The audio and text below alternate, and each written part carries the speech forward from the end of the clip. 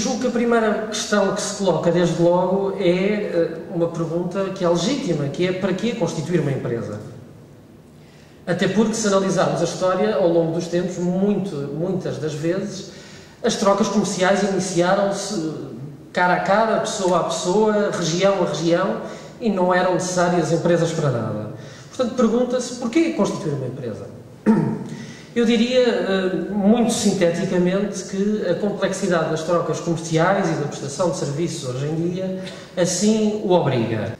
A questão que se coloca a seguir é saber, bom, mas que tipo de empresa é que eu vou constituir?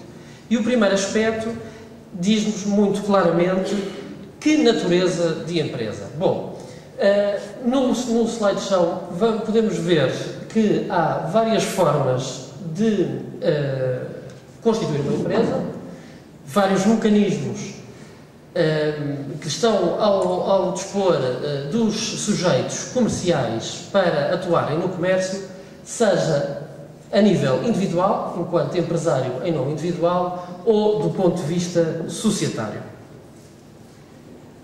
O empresário em nome individual está, digamos, uma figura que está em desuso. Basicamente, identificaria dois tipos de sociedades: as sociedades limitadas e as sociedades anónimas. Numa primeira linha, seguramente, quando pretenderem iniciar a vossa viagem, eu diria que, pelas características que encerra, uma sociedade de responsabilidade limitada será, à partida, aquela que melhor, digamos, responderá às vossas necessidades. Isto porquê? Porque, permitindo garantir a tal independência do vosso património, a tal funcionalidade da sociedade enquanto instrumento de negócio, é aquela também que representa menos custos, um menor esforço financeiro inicial. E depois, à medida que forem desenvolvendo a vossa atividade, podemos avançar para outras formas e outros tipos societários potenciadores da atividade. E aí avançamos para as chamadas sociedades anónimas, onde são estruturas, obviamente, mais pesadas, com, enfim, uma exigência de capital de outra ordem, mas que, ao mesmo tempo, vos permitirá também, digamos, encaminharem o vosso negócio para outro patamar. Para constituírem uma sociedade de responsabilidade limitada, vão necessitar de um capital mínimo inicial de 5.000 euros. É evidente que este é um capital social da própria sociedade mínimo, mas estão também incluídos. Será necessário também pensarem noutros custos inerentes à própria constituição da sociedade. Em jeito muito sintético, poder-vos-ei dizer que, além do capital social, podem contar sempre com cerca de 1.500 euros para efeitos de constituição da sociedade e registro da mesma. Se falarmos de uma sociedade anónima, os custos já são bastante mais elevados, visto que o capital social mínimo são 50.000 euros, e depois também haverá que acorrer também aos gastos com a constituição da própria sociedade, estimados em cerca de 1.500 a 2.000 euros, sendo que nas sociedades anónimas é obrigatória a nomeação de um fiscal único com o devido custo também associado.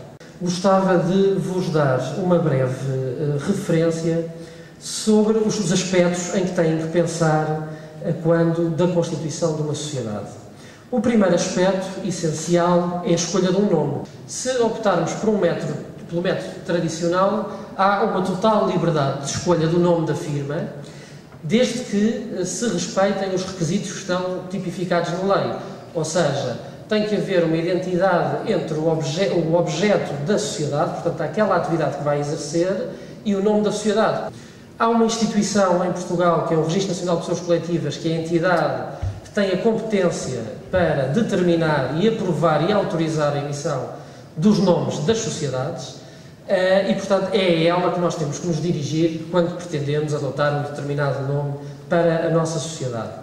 Se optarmos pela constituição via, por exemplo, empresa na hora, devo-vos dizer que há já um conjunto, uma base de dados de nomes previamente aprovados e, portanto, fica esta fase dispensada, ou seja, temos a virtualidade de ganhar um prazo, ou seja, eu consigo constituir uma empresa no espaço de 1 a 2 horas, porque o meu nome, o nome que eu pretendo para a minha sociedade, não carece de ir ser aprovado, porque já o foi previamente. Escolhido o nome, temos também que obter o cartão de contribuinte da sociedade, o chamado cartão de pessoa coletiva. Basicamente, o cartão de pessoa coletiva é em tudo idêntico ao bilhete de identidade das pessoas individuais, ou seja, é um número que é atribuído, que vai funcionar para tudo, sempre que seja necessário identificar a sociedade, para efeitos fiscais, para efeitos contratuais, aquele número, será o número pelo qual a sociedade fica conhecida. Em terceiro lugar, temos que proceder ao depósito do capital social da sociedade, portanto, se optarmos por uma limitada 5.000 euros, se optarmos por uma sociedade anónima 50.000 euros, e depois avançamos para a fase, digamos, mais formal do processo de constituição da sociedade, através da escritura pública ou documento particular. Hoje em dia, desde 2007, houve uma alteração legislativa que permitiu agilizar a constituição de sociedades, sempre que não esteja em causa a constituição de uma sociedade através da qual ela, de início, adquira um imóvel, é possível prescindir da escritura pública e, portanto, através de um simples documento particular, os sócios que pretendem constituir a sociedade podem redigir esse documento, assiná-lo e apresentá-lo a registro e, com isto, constituem a sociedade, ficando dispensada a tradicional escritura pública. Já não será assim sempre que esteja um imóvel também envolvido. O momento da constituição da sociedade. Eu dir-vos-ia que devem constituir a sociedade o mais cedo possível. Ou seja, mal esteja cumprido aquele trajeto inicial de aferir que o projeto tem viabilidade, devem optar por constituir a sociedade.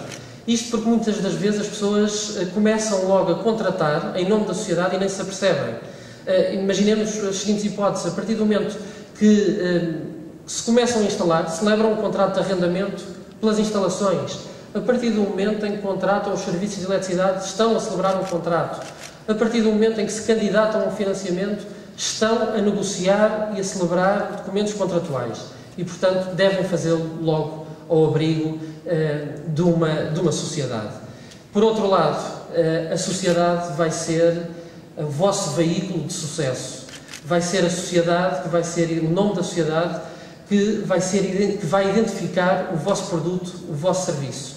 É importante que, quanto antes, ela seja conhecida no mercado, que todos vós possam, o quanto mais cedo possível, ser conhecidos como os detentores daquela sociedade e como alguém que vai ser, seguramente, o veículo de um investimento, de um projeto que, de futuro, começou convosco, com uma ou duas pessoas, mas que no futuro pode atingir um patamar muito alto, muito interessante, com grandes perspectivas. Eu, para terminar, gostava só de vos deixar uma última referência que está também no site, no site e no PowerPoint, que é, independentemente de todas estas considerações e de todas as análises que possam ser feitas, não devem prescindir nunca da consulta jurídica. Mais vale gastar meia hora e meia dúzia de euros de início do que várias horas e muitos euros a posteriori. Muito obrigado.